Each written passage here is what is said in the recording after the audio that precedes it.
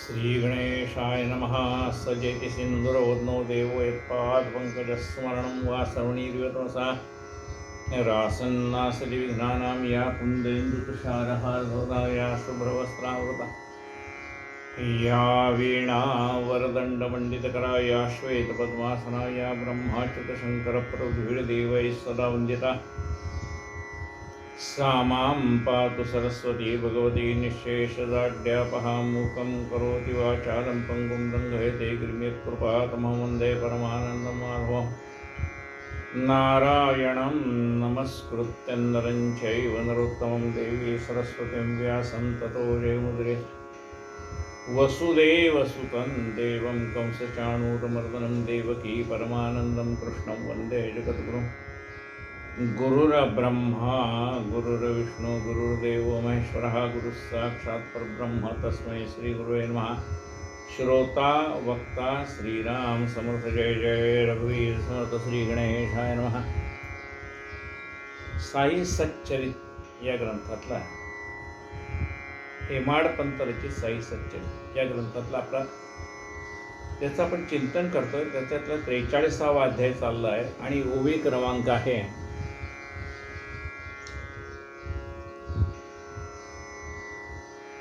93। बाबा वीण शिर्डी ओस। श्री गणेशाय नमः। बाबा वीण शिर्डी ओस दाही दिशा शून्य उदास प्राण जाता जे शरीरास कळा शिर्डीस्ते आले। शरीरातला प्राण निघून गेल्यानंतर ज्याप्रमाणे सरोवर कोरडं पडल्यानंतर आतले मासे जसे तळमळतात तसं शिर्डीतल्या लोकांचं झालं। सुखोनी जाता तळ्यातील जीवन तळमळती जसे आतील मेन तैसे झाले शिर्डीचे जन कलाहीन उद्विग्न। कमला वीण सरोवर पुत्रा वीण शून्य घर की दीपा वीण मंदिर मशीद परिसर तोते की घरदण्या वीण घर के राजे वीण नगर के द्रव्या वाचून भांडार शिर्डी कांतार बाबा वीण जननी जैसी आर्वका किंवा मेघोदकात कातेचे प्रेम शिर्डीचे लोक आणि भक्त असले काय। ज्याप्रमाणे कमलाशिवाय म्हणजे कमळाशिवाय सरोवर असावं, पुत्राशिवाय घर शून्य वाटतं, किंवा घरामध्ये दिवा नसेल तर दिव्याशिवाय मंदिराला शोभा नाही, तसा आता बाबा नाही आहेत तिथे, म्हणजे देहाने नाही। हे पाहिल्यानंतर सगळ्यांचं मन विषण्ण झालं। शिर्डी झाली कलाहीन मृतप्राय ही नदी ना जीवने वीण जेवी मीन तेवी जन तळमळती वर्जिता कांता निज भ्रतारे अथवा माता स्तनीची पोरे जैसी गाईची चुकली वाचले लहान थोरे त्यापरे अनिवार्य हे दुःखावस्था झाली शिर्डीच्या जनसमस्ता बिदो बिधी असता व्यस्ता जन चौरस्ता धावते। तशी बातमी कळली बाबाने देह ठेवला आहे तसं चारी रस्त्याने लोक धावत धावत मशिदीकडे येतात, सावडी मशिदीकडे येतात। साईमुळेच शिर्डी पवित्र, साईमुळेच शिर्डी चरित्र, साईमुळेच शिर्डी क्षेत्र, साईचं छत्र सर्वांचे। शिर्डीला जे पावित्र्य प्राप्त झालं ते बाबांच्यामुळेच प्राप्त झालं। बाबाने शिर्डीमध्ये आपली सगळी लीला केलेली आहे। बाबामुळे शिर्डीला तीर्थक्षेत्राचं स्थान प्राप्त झालं। बाबा म्हणजे जणू काही सर्वांचं छत्रच होतं। कोणी करी आक्रंदन, कोणी तेथे घे लोण्यानं, कोणी पणे मूर्छापन्न दुःखापन्न जन झाले। दुःखाश्रुनी स्रवते नयन नरनारी अति उद्विग्न टाकून अन्नपान दीनवदन ती झाली। पाहोने बाबांची ते अवस्था ग्रामस्थाशी परमावस्था बाल वृद्ध भक्ता समजता महद स्वस्थता पातली। जेथे गोड कथा सुरस तेथे रोस आनंद भोस ते जेथे शिरावयाने घस ते मशीद उद्वस तवरिसे। नित्यश्री नित्यमंगल होती जी श्री पूर्वी सकळ बाबाचे एक कारण मुळ तेने हळहळ ग्रामस्था। बाबा असताना त्या ठिकाणी नित्य लक्ष्मीचा वास, नित्य मंगल अशी जी बाबांची ही शिर्डी आता सगळीकडे हळहळ व्यक्त होत आहे की बाबाने देह ठेवला। आनंद कंदा आनंद विग्रहा भक्त कार्यार्थ धरले देहा तो अर्थ संपादन्या नगरी विदेहा पावलासे। बाबा कसे आहेत? आनंद कंद, आनंदाचा सागर आहे. भक्त कल्याणार्थ त्यांनी देह धारण केला होता. आता त्याने हा देह विसर्जन केलेला आहे. अष्टो प्रहर निरलस कळीकळी, कळकळीचा हितोपदेश करीत असा की रात्रदिवस बुद्धिभ्रंश सामाते. बाबा, आपण अष्टव प्रहर निर्मळ अंतःकरणाने आम्हाला बोध करत होता. तो बोध आम्ही मनावर घेऊन आम्ही सुधारायला पाहिजे. पण आपण अष्टव प्रहर कुठलीही अपेक्षा न ठेवता आमच्या कल्याणाच्या गोष्टी सांगत होतात, पण आमचं लक्ष तिकडे नव्हतं. जैसे उपड्या घड्यावर पाणी उपदेसेसा आम्हाला कोणी गेला वरचेवर वाहुनी बिंदू ही ठिकाणी लाधेना. ज्याप्रमाणे पालथ्या घड्यावर पाणी आणि मग त्या घड्यामध्ये थेंबरसुद्धा पाणी राहत नाही, कारण ते पालथ्या घड्यावर घातलं ना. घडा उपडा असताना घातला असतं तर माठभर पाणी झालं असतं, पण उपड्या घड्यावर पाणी घालावं आणि थेंबरसुद्धा हाताला येऊ नये तसं आमचं झालं आहे. तुम्ही अष्टव प्रहर आम्हाला बोध करत होता, अत्यंत कळकळीने बोध करत होतात, पण आम्ही मात्र लक्ष दिलं नाही. तुम्ही कोणाशी बोलता उणे मजला तात्काळे ते दुखणे, पदोपदी हे आपले सांगणे पणीन मानणे ते आम्ही. बाबा सांगायचे, काय सांगायचे? अरे तुम्ही दुसऱ्याला काही वर्मस्पर्शाचे बोल बोललात, त्याचं वाईट मला वाटतं, ते बोल मला लागतात. म्हणजे आपण एखाद्याला टाकून बोलतो. बाबा म्हणतात तुम्ही दुसऱ्याला टाकून बोललात ना, ते मला टाकून बोलल्यासारखं दुःख होतं म्हणाले. कारण ते सर्वांच्या अंतरे आम्ही तेच आहेत ना. आपण एखाद्याला दुखवलं तर ते बाबांना दुखवल्यासारखंच आहे. काय म्हणतात बघा, तुम्ही कोणाशी बोलता उणे मजला तात्काळ येते दुखणे. ते बोल मला लागतात म्हणाले.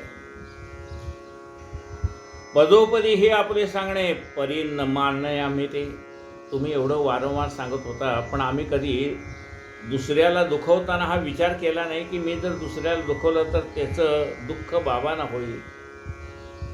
आपुले पदोपदी हे आपले सांगणे परी न मानणे ते आम्ही.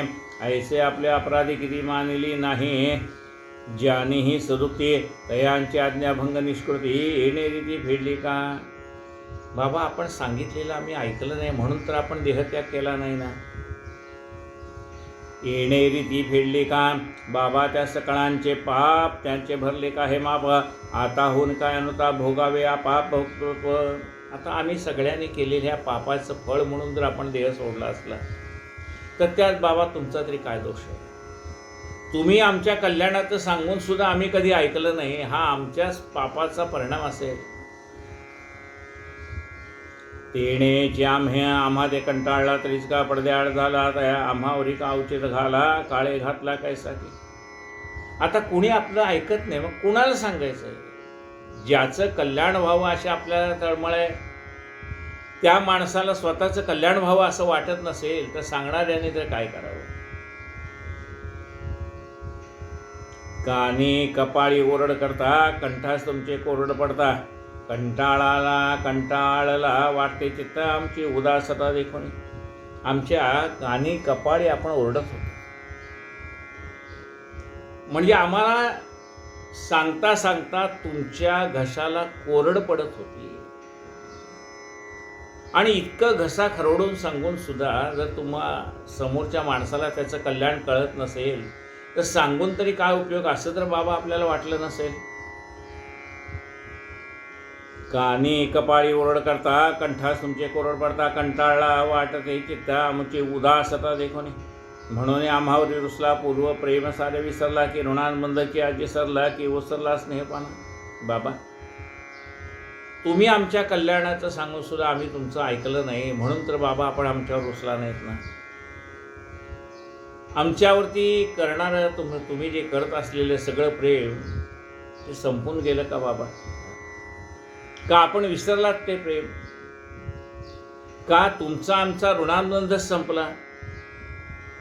का प्रेमाचा हा पान्हा ओसरून गेला? आपण इतके सत्वर जाते ऐसे जरी आधी समजते तरी फारचे बरे होते सावध राहते जनाजी. आपण देह ठेवणार असं जर आम्हाला आधी कळलं असतं तर कदाचित आपण केलेला बोध आम्ही ऐकला असता. बघा, साधारण आपल्या घरातला एखादा मनुष्य गेला ना, तर काय होतं, आपल्याला भेटायला लोक येतात आणि आल्यानंतर काय विचारतो तो पहिला प्रश्न, शेवटी काय बोलले, शेवटी काय बोलले. म्हणजे आयुष्यभर काय बोलले त्याला काय अर्थच नाही. शेवटी काय बोलले. अहो म्हणले कुठले बोलताय, आम्ही त्याला सारखं सांगत होतो गप्प बसा गप्प बसा गप्प बसा, काहीच बोलले नाही. म्हणजे अरे, ज्या वेळेला बोलत होते आपल्या कल्याणाचं सांगत होते त्यावेळेला आपण त्यांचं ऐकलं नाही. आता का बोलत नाही म्हणून आपण अट्टहास करतो, बाबा 2 शब्द तरी बोला, बाबा आपल्या घरातली गोष्ट सांगतो, बाबा 2 शब्द तरी बोला, असं आपण नंतर बोलतो. पण आयुष्यभर बोलत होते त्यावेळेला आपण त्यांना सांगत होतो ना गप्प बसा. आता गप्प बसल्यावर कशाला रडताय.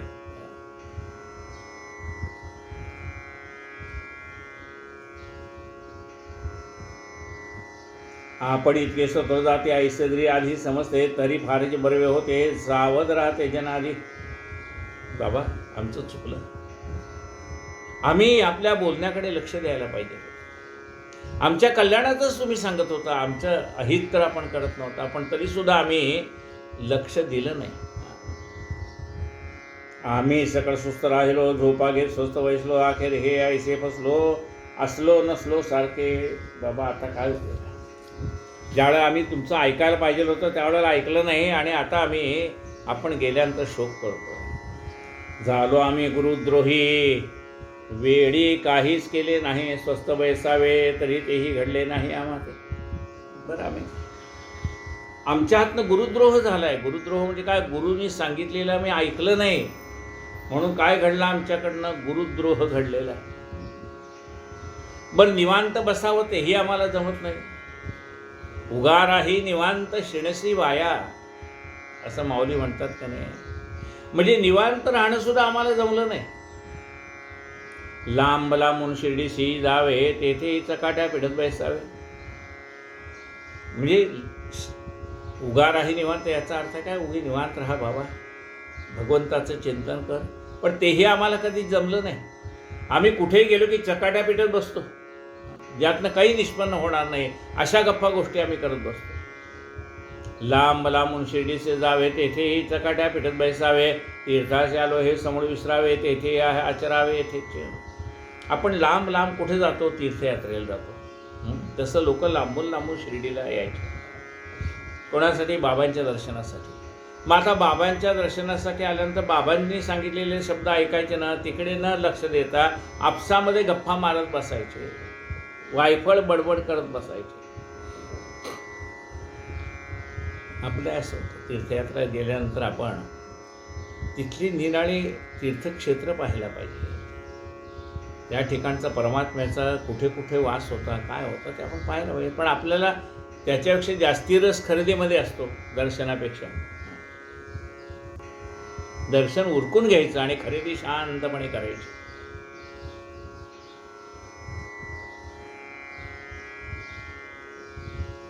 लांब लांबून शिर्डीस जावे, तेथेही चकाट्या पिठत बैसावे, तीर्थाचे आलो हे समूळ विसरावे, तेथेही आचरावे येथेच. तऱ्हे तऱ्हेचे भक्त अनेक ज्ञानी, अभिमानी भावार्थी तार्किक, दया सप्रिय सद्रूपे अवघे एक, तेणे न्यूनाधिक जुहेत. बरं, भक्त सुद्धा काय एकाच प्रकारचे का अनेक प्रकारचे भक्त आहेत. कोणी ज्ञानी भक्त आहे, त्यांना ज्ञानाचा अहंकार आहे. कोणाला आपल्याजवळ असलेल्या संपत्तीचा अहंकार आहे, कोणाला आपल्याजवळ असलेल्या सत्तेचा अहंकार आहे. जे ज्ञानी, अभिमानी, भावार्थी, काही भावार्थी भक्त आहेत, भक्तिभावने दर्शनाला आलेले असतात. काही तार्किक भक्त असतात, शब्दाचा तार्किक अर्थ काढतात. जया सद्रूपे अवघे एक, तेणे न्यूनाधिक जोभेद, जगे भगवंता वाचून दृष्टीनं, ज्याच्या पदार्थाना ऐसे दयाचे देखणे पण दोन आपण हे तुझा. पण म्हणजे बाबांचं कसं होतं, काय म्हणतो पहा, जगे भगवंता वाचून दृष्टीनं ज्याच्या पदार्थ आण, त्यांना सर्वत्र परमात्माच भरलेला दिसतोय. कुणाला, संतांना, बाबांना काय दिसत होतं, सर्वत्र परमात्माच भरलेला दिसत होतो. मग पालीमध्ये परमात्मा दिसायचा आणि लक्ष्मीबाईला सांगितलं भाकरी करून आणि त्या कुत्र्याला खायला घातल्या. त्याला जी भूक लागली होती ती बाबांना कळायची. म्हणजे बाबांना सर्वाच्या आतमध्ये असलेला परमात्मा दिसत होता. जे जे भेटे भूत ते ते मानिजे भगवंत. जगी भगवंता वाचून दृष्टीनं ज्याच्या पदार्थानं ऐसे जयाचे देखणे पण जो ना आपण हे तुझा. आणि ते स्वतःचं परमात्मा स्वरूपच होते, परमात्माच होते. भक्त ही स्वईश्वर मी गुरु ही नव्हे इतर उभयतासे स्वरूप विसर भेदे परस्पर या त्या योगे.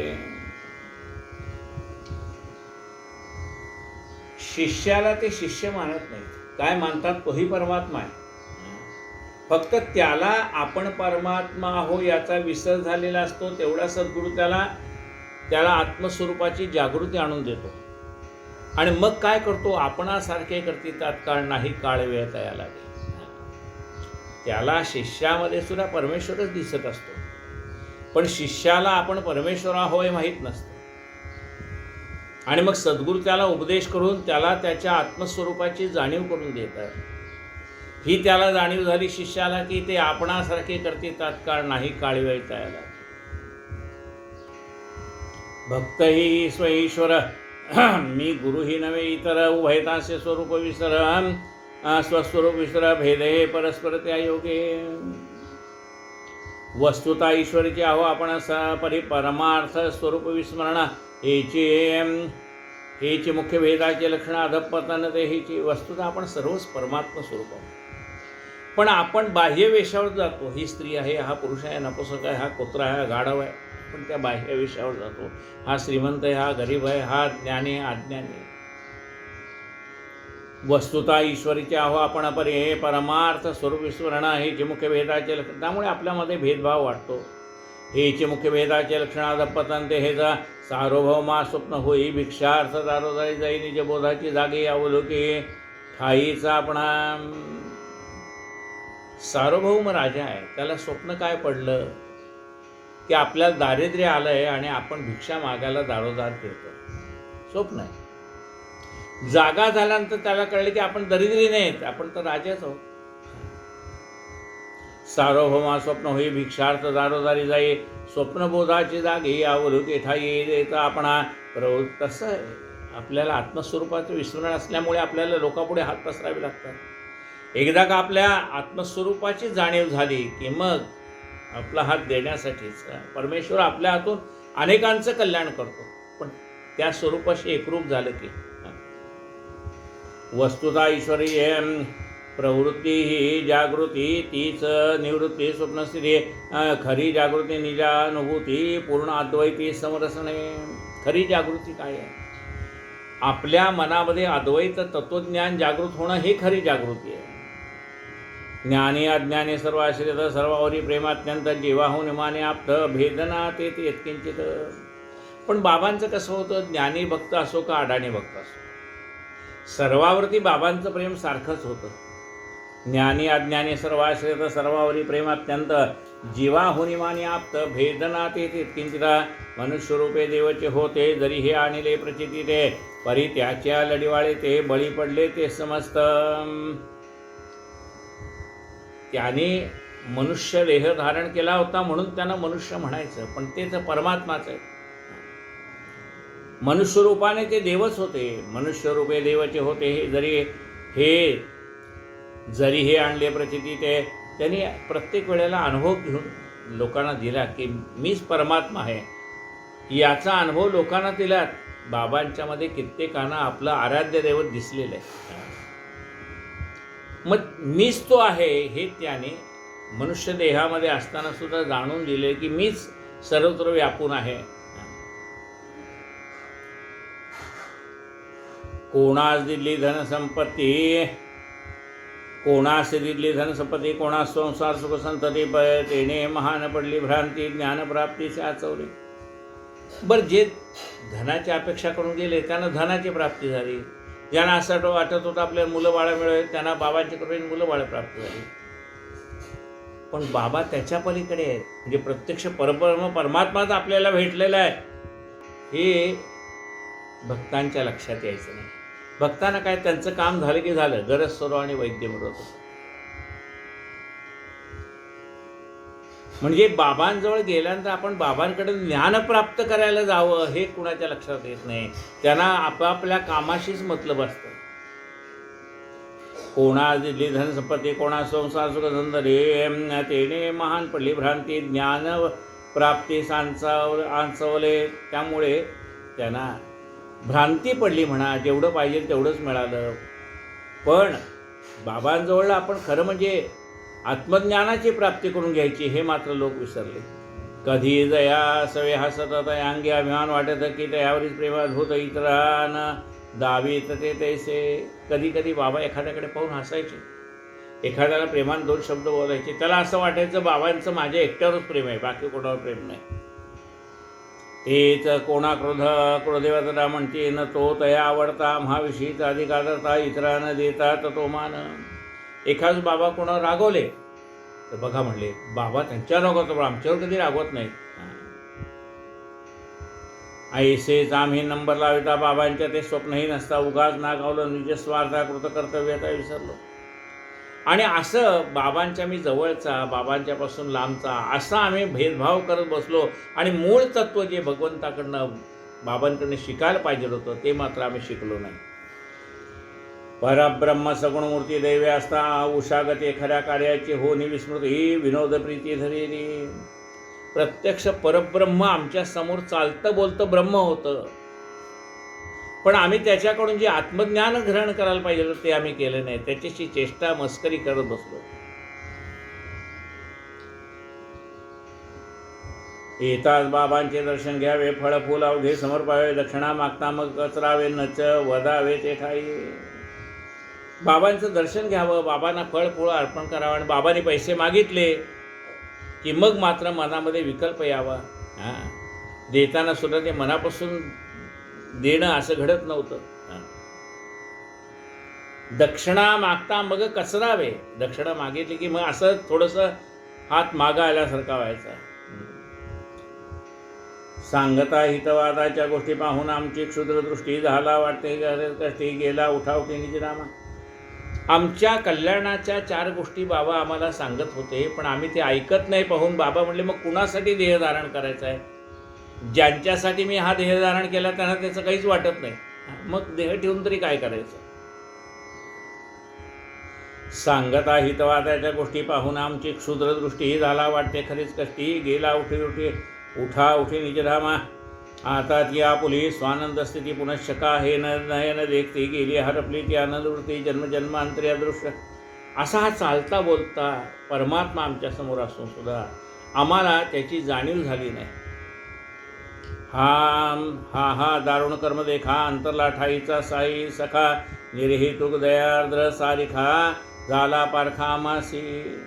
अरे आमचं दुर्दैव आहे म्हणाले. आमचं असं कसलं कर्म आहे, दारुण कर्म आहे आमचं की आम्हाला साईंचा वियोग झाला. वास्तविकता निर्हेतुक दया करणार, आमच्यावर दया करताना काय त्यांचा हेतू होता काय? आमच्याकडनं त्यांना काय अपेक्षा होती का? काही नाही. निर्हेतुक दया करणारा असा साई, त्यांना आम्ही अंतरलो.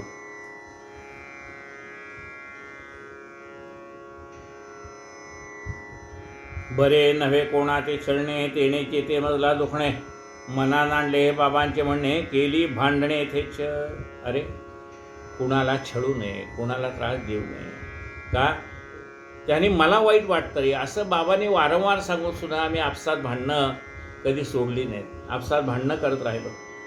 छळ केली यथेच्छ भांडणे केली भांडणे यथेच्छ छळ करता बघता बघता आम्ही मुकलो की साईनाथा होतो तयाचा अनुराप आता आठवती वार्ता तयाच्या. बघता बघतामध्ये आम्ही एकमेकाचा छळ केला. आता ते सगळं आठवतंय म्हणाले. आता पश्चाताप होतोय, काय करायचं? 8 वर्षाचा बाळजनी प्रगट होईल मी मागुतीने ऐसे महाराज भक्ता लागून आहे ती सांगून राहिले. बाबा म्हणाले होते की मी आता पुन्हा येईन अवतार घेऊन, त्यावेळेला 8 वर्षाचा मी असेन असं बाबाने सांगितलं होतं. आता नुकतंच जन्माला आलेलं मूळ 8 वर्षाचं कसं असेल अशी एखाद्याला शंका येईल. पण ज्यावेळेला मथुरेच्या बंदीशाळेमध्ये वसुदेव देवकीच्या पुढे पहिल्यांदा गोपालकृष्ण प्रगट झाले ते 8 वर्षाची मूर्तीच होती. 8 वर्षाची शंखचक्र गदा पद्म धारण केलेली मूर्ती प्रगट झाली. आणि मग देवकीने सांगितले की देवा माझा बाळ हो, आणि मग भगवंताने बालक रूप धारण केलेलं आहे.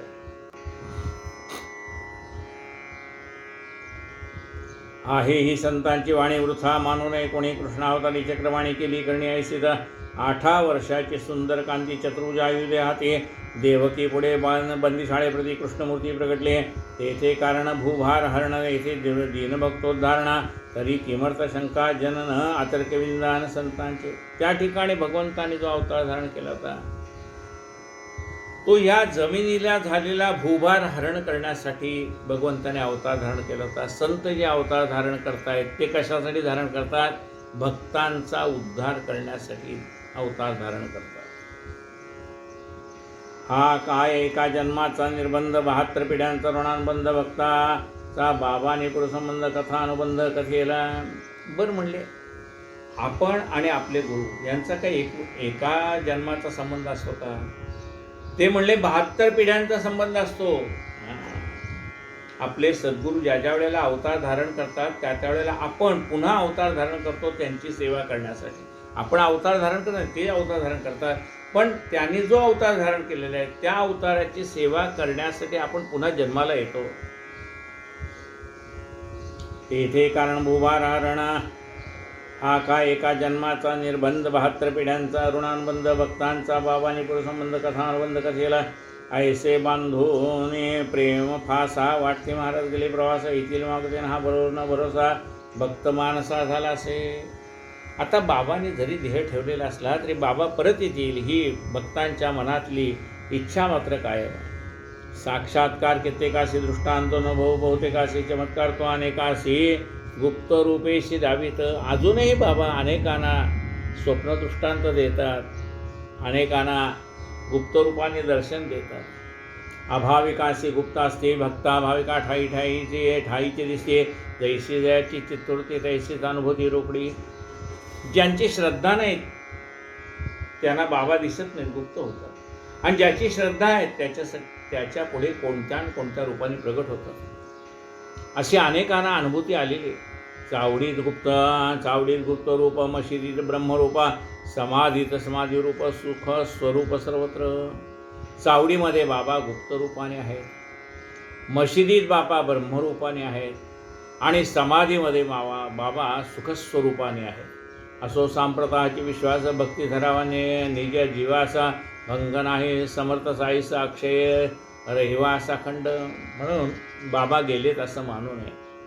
बाबा अक्षय वास आहे शिर्डीला बाबांचा. देव जाते जे धामाप्रती, संता ठाईच ब्रह्मस्थिती, गमनागमनते नेणते समरस्ती आनंदी. देव आपला अवतार कृत्य समाप्त झालं की निजधामाला जातात, पण संत कुठे जात नाहीत. संत त्याच ठिकाणी चैतन्य रूपाने वास करतात पुढे येणाऱ्या भक्तांचं कल्याण करण्यासाठी. देव जाती निजधामाप्रती, संता ठाईच ब्रह्मस्थिती, गमनागमनते नेणते समरस्ते आनंदे. म्हणून आता हीच विनंती नम्रपूर्वक करतो प्रणिते, साना थोराव घ्या प्रति सादर चित्ती अवधारा. जडो उत्तम श्लोक संगती, गुरुचरणी निष्काम प्रीती, गुरु गुणानुकथना सक्ती, निर्मळ भक्ती प्रकट हो. जडो उत्तम श्लोक संगती. काय विचार म्हणजे प्रार्थना करतोय. हेमाडपंत म्हणतात, सुसंगती सदा घडो, सुजन वाक्य कानी पडो. आपल्याला चांगली संगत मिळावी. जडो उत्तम श्लोक संगती. कोणाची संगत पाहिजे?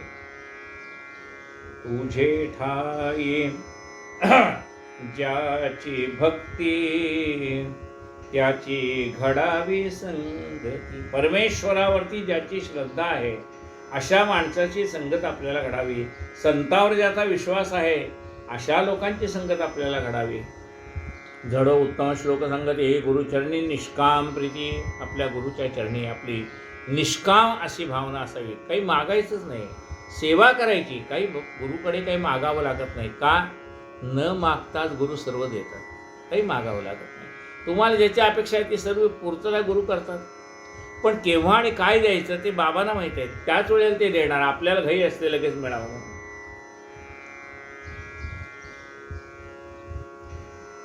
म्हणून बाबांनी सांगितलं श्रद्धा और सबुरी. श्रद्धाही पाहिजे आणि वाट पाहण्याची इतकी आपली सबुरी पण पाहिजे. जड उत्तम श्लोक संगती गुरुचरणी निष्काम प्रीती गुरु गुणानुकथनासक्ती निर्मळ भक्ती प्रकट हो. गुरुचे गुणानुवाद, गुरुच्या लीला आपण सर्वांना सांगाव्यात आणि आपल्या अंतःकरणामध्ये आपल्या गुरुविषयी निर्मळ भक्ती प्रकट व्हावी. जडो प्रीती अनवच्छिन्न न होत स्नेहपाश्विन्ना असोत भक्त सुखसंपन्न रात्रंदिन गुरुपदी. आपली अखंड भक्ती सद्गुरूच्या चरणी असावी.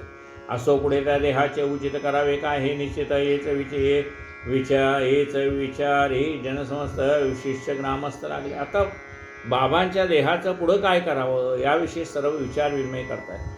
श्रीमंत बुट्टी मोठे भाऊक जणू या पुढील भविष्याचे स्मारक टोले जंगवाडा सुख कार्यक बांधून स्थायी ठेवला. श्रीमंत बुट्टीने आधीच बाबांसाठी वाडा बांधून ठेवलेला होता. मग पुढे ते कलेवर कुठे असावे या विषयावर होणे 36 तास विचार घडले होणार जे होते.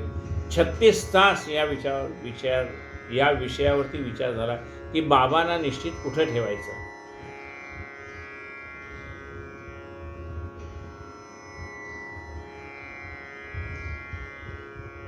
एक म्हणे या कलेवर असे स्पर्शून द्यावे आता हिंदूसे मुसलमानांच्या कब्रस्थानाशी समारंभेशी नेऊया. आता त्यांच्यातले जे मुसलमान भक्त होते बाबांचे ते म्हणाले बाबा मुसलमानात आहेत आणि आम्ही त्यांचं योग्य ठिकाणी कबर बांधू.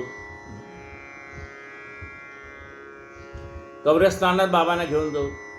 दुजा म्हणे कलेवर ठेवावे नेऊन उघड्यावर थडगे एक बांधावे सुंदर हृदयात निरंतर राहावे. नाही म्हणाले कब्रस्थानाला न्यायच्याऐवजी एखाद्या उघड्या जागेवर बाबांचं आपण त्या ठिकाणी कबर बांधूया. दुजा म्हणे तिथे एक थडगं बांधूयात म्हणाले. खुशाल चंद आमिर शक्कर याचाही होताच विचार परिवाडी आता पडोय शरीर होते उद्गार बाबाचे.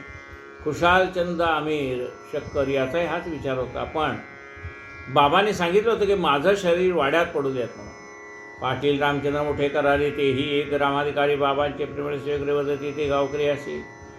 रामचंद्र पाटलांनी सांगितलं असो तुमचे विचार काही समूळ आम्हे काही आम्हा ते मान्य नाही. वाड्याबाहेर इतरा ठाई क्षणभर हे साई ठेवू नये म्हणाले. वाड्याच्या बाहेर आम्ही बाबांना कुठेही ठेवणार नाही. हिंदू आपले धर्मानुसार मुसलमानही तसाच विचार युगायुगे चर्चा प्रकारे संबंध रात्रभर झाले.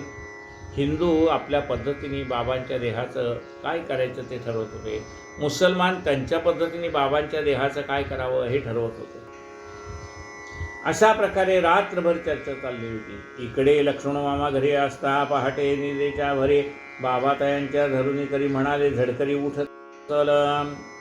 इकडे लक्ष्मण मामा घरी झोपलेले होते. माधवरावांचे मामा सख्खे मामा झोपले होते. बाबा त्यांच्या स्वप्नात गेले आणि त्यांना उठवलं. चल म्हणाले काकडा आरतीला चल. बापूसाहेब न येणार आज मी मेलो हाता येतच मग तू तरी काकडा आरती मज करी पूजन समेत. आज बापूसाहेब येणार नाहीत त्यांना वाटतं मी मेलो. हा त्यांचा समज झाला आहे. तू तरी ये आणि काकडा आरती कर. तात्काळ नित्यक्रमानुसार सवे घेऊन पूजा संभार लक्ष्मण मामा आले. वेळेवर पूजे सादर झाले. ग्रामदोषे शिर्डीचे सखे मामा माधवरावांचे पूजन करीत नित्य बाबांचे प्रातःकाळाचे समय असत.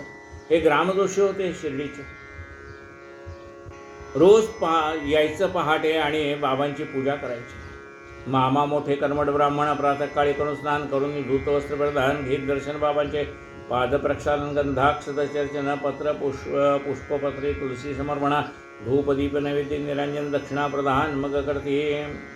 बाबांचे पाद्यपूजा करायचे, गंधाक्षता अर्पण करायचे, तुलसीपत्र अर्पण करायचे, धूपदीप नैवेद्य अर्पण करायचे, दक्षिणा द्यायचे, प्रार्थनापूर्वक साष्टांग नमस्कार करायचे बाबांना. पोता घेते आशीर्वचन बाबांचा आशीर्वाद घ्यायचे आणि मग समस्ता प्रसाद देऊन तिलखरी कोणते जात सगळ्यांना प्रसाद देऊन सगळ्यांना गंध लावून ते जात. पुढे तेथून पुढे गजानन शनिदेव मारमण मारुतराय अंजनी नंदन तह्याचे पूजन करते. मग तिथून गणपतीची पूजा करायची, शनिदेवाची पूजा करायची, शंकराची पूजा करायची, मारुतीची पूजा करायची. असा त्यांचा नित्यक्रम होता. ऐसे सर्व ग्रामदेवा नित्यपूजित सुशुभा म्हणून सागर पूजा तया शवा प्रेमभावाने रे मामा आधी निष्ठावंत त्यावरी साक्षात हा दृष्टांत आले. काकडा आरती हातात केला प्रणिपात साष्टांग. काकडा आरतीची तयारी करूनच मामा आले. साष्टांग नमस्कार घातला बाबांना. मुखावरील वस्त्र काढून करून सप्रेम निरीक्षण कर चरण प्रक्षालन शुद्ध आचमन सरले पूजन यथाविधी. त्याने बाबांच्या मुखावरचं वस्त्र बाजूला केलं, करक्षालन केले, शुद्धाचमन केले. मौलवी आधी करून हे अविंद स्पर्श कराव्या करते प्रतिबंध मामांना म्हणता लावले. गंध पूजाही संबंध साधले. मौलवीने सांगितले बाबांच्या शरीराला हात लावू नका. आपण मामाने त्यांचं ऐकलं नाही. मामाने बाबांच्या देहाची पूजा केली, त्यांना गंधही अर्पण केले. शवतरी ते समर्थाचे आपल्या आराध्य देवताचे, हिंदू काविंदाचे नाही मामाचे स्वप्नही. ते विचार करतात की बाबांचं शरीर आहे, जरी आज त्याला शव म्हणत असले तरी आपल्या दृष्टीने ते शिवच आहे. मग कोणी का मुसलमान म्हणो कोणी हिंदू म्हणो त्याच्याशी त्या मामाना काही कर्तव्य नव्हतं. मामाना दिसत होते ते आपले गुरुच. पूज्य शरीर असता सजीव या पूजेचा तेवढा उत्सव त्याच्या आता होता शव पूजा वैभवना औपचारिक. शरीरामध्ये जोपर्यंत प्राण आहे तोपर्यंत त्या देहाला महत्त्व असतं. एकदा काय शरीरातला प्राण गेला की सामान्य माणसं म्हणतात की नाही बाबा हे प्रेत आहे, याला हात लावू नका. असं आपल्याला माहिती आहे की गेलेल्या मनुष्याला आपण शिवलो तर घरी येऊन आंघोळ करतो. तशा पाहून बाबांचे चिन्ह आधीच मामा दुःखाने भिन्न करू आले. हे अखेरचे पूजन पुनर्दर्शन दुर्लभ. पण मामांच्या मनात असं आहे की आता हा देह पुन्हा आपल्याला दिसणार नाही, तर होईल तोपर्यंत बाबांची सेवा करून घेऊ. भरले अश्रूही लोचन करवे ना तया स्थितीत आलोचन हस्तपाद कंपायमान उदय उदास मन मामांचे डोळ्यातनं सारखे अश्रू घडघड गळत आहे. हातापायाला कंप सुटलाय, पण तशा स्थितीत मामा बाबांची काकडा आरती करतात. असो वळलेल्या मुठी उघडून विडा दक्षिणा त्यात ठेवून शवते पुरुष झाकून मामा निघून मग गेले. बाबांच्या हातात मुठी वळलेल्या होत्या, त्या उघडल्या, त्याच्यामध्ये विडा दक्षिणा ठेवली आणि मामा निघून गेले. पूर्व शरीर झाकलेले बाबांचं. पुढे मग दुपारची आरती नित्याप्रमाणे मशिदीवरती बापूसाहेब जो करती ही त्रास व्हायची मशिदीमध्ये. मग दुपारची आरती बापूसाहेब जोगाने केली. असो येथून पुढील वृत्त पुढील अध्याय होईल कथित कैसा बाबांचा देह संस्कारित अति प्रशस्त स्थानात. मग पुढे आता बाबांच्या देहावर कसे संस्कार केले ते पुढच्या अध्याय पाहूया. कैसी दयांची अति आवडती बहुता वर्षांची सांगाती वीट भंगता दुश्चिन्ह स्थिती देहांत सुचुती झाली. अनेक वर्ष बाबांच्या संगतीत असलेली वीट कशी दुभंगली आणि मग बाबाने आपण हा देह सोडल्याचं ते चिन्ह आहे हे लोकांना कळलं. कैसा जो आला प्रसंग आता 32 वर्षापूर्वी येता ब्रह्मांडी प्राण चढविला असता कठीण अवस्था देहाशी. असा प्रसंग 32 वर्षापूर्वीच आला असता, पण त्यावेळेला बाबांनी काय लीला केली ती आपल्याला पुढच्या अध्यायात ऐकायला मिळेल. बाबांनी त्यावेळेला प्राण ब्रह्मांडाला नेऊन ठेवला होता. ब्रह्मांडी प्राण चढवला असता कठीण अवस्था देहाशी. कैसे भक्त माणसापती अहोरात्र भावासी जपते कैसी आशा सोडता समजते अवचित मग पावती उत्थान. भक्त माळसापतींनी त्यावेळेला बाबांचा देह रक्षण केला होता. अनेक जण म्हणायचे की बाबाने देह सोडलेला आहे, पण त्यावेळेला माळसापतींनी बाबांच्या देहाचं रक्षण केलं होतं आणि मग बाबा पुन्हा देहावरती आले होते. ही घटना 32 वर्षापूर्वी होऊन गेली होती. ऐसा आमरण ब्रह्मचर्य आचारला जो योगाचार्य जो ज्ञानियांचा ज्ञानीवरे काय ते ऐश्वर्यवान हवे.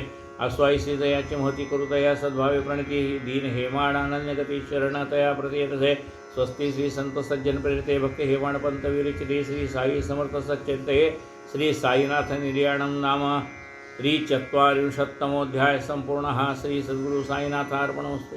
या ठिकाणी 43वा अध्याय पुरा झाला.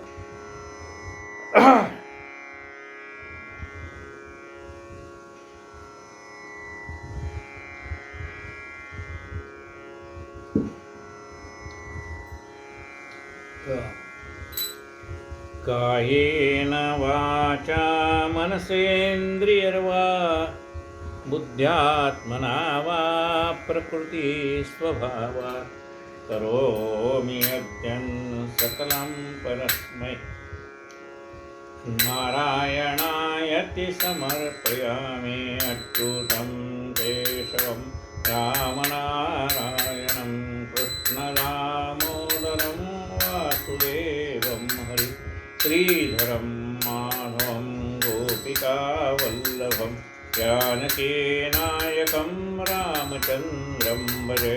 हरे राम राम राम हरे हरे। हरे हरे कृष्णा कृष्णा कृष्णा हरे हरे। हरे राम राम राम हरे हरे। हरे हरे कृष्णा कृष्णा कृष्णा हरे। साईनाथ महाराज की जय। आरती साई बाबा सौख्यदातार जीवा चरण रजतळी जावा दासा विसावा भक्ता विसावा। आरती साई बाबा जाळूनी आनंग स्वस्वरूपी राहे दंग मुमुक्षु जन गावी निज डोळा श्रीरंग डोळा श्रीरंग। आरती साई बाबा जया मनी जैसा भाव तया तैसा अनुभव गाविसी दया घनाईसी तुझी ही माव तुझी ही माव। आरती साई बाबा तुमचे नाम ध्याता हरे संस्कृती व्यथा अगाध तव करणी मार्ग दाविसी अनाथा दाविसी अनाथा। आरती साई बाबा कलियुगी अवतार सगुण ब्रह्म साचार अवतीर्ण झालासे स्वामी दत्त दिगंबर दत्त दिगंबर। आरती साई बाबा आठा दिसा गुरुवारी भक्त करी तिवारी प्रभुपद पहावया भव भय निवारी भय निवारी। आरती साई बाबा माझा निज द्रव्य ठेवा तव चरण रज सेवा मागणे हेची आता तुम्हा देवाधिदेवा देवाधिदेवा। आरती साई बाबा इच्छित दिन चातक निर्मल तोय निज सुख पाजावे माधवाया सांभाळा आपुली भाक आपुली भाक। आरती साई बाबा आरती साई बाबा सुखदातार जीवा चरणार जतळी जावा दासा विसावा भक्ता विसावा। आरती साई बाबा झाले लोटांगणा वंदेन चरण डोळ्याने पाहिण तुझे प्रेमे रंगीन आनंद पूजन वावे वाळीन म्हणेन। त्वमेव माता पिता त्वमेव बंधुः सखा त्वमेव विद्या द्रोणं त्वमेव सर्वं मम देव। कायेन वाचा मनसेन्द्रियैर्वा बुद्ध्यात्मना वा प्रकृति स्वभावात् करोमि यत्तं सकलं परस्मै नारायणाय समर्पयामि। अच्युतं केशवं रामनारायणं कृष्णदामोदरं वासुदेवं हरि श्रीधरं माधवं गोपिकावल्लभं जानकीनायकं रामचन्द्रं भजे। हरे राम राम राम हरे हरे। हरे हरे कृष्णा कृष्णा कृष्णा हरे हरे। हरे राम राम हरे हरे। हरे हरे कृष्णा कृष्णा कृष्णा हरे हरे। साईनाथ महाराज की जय।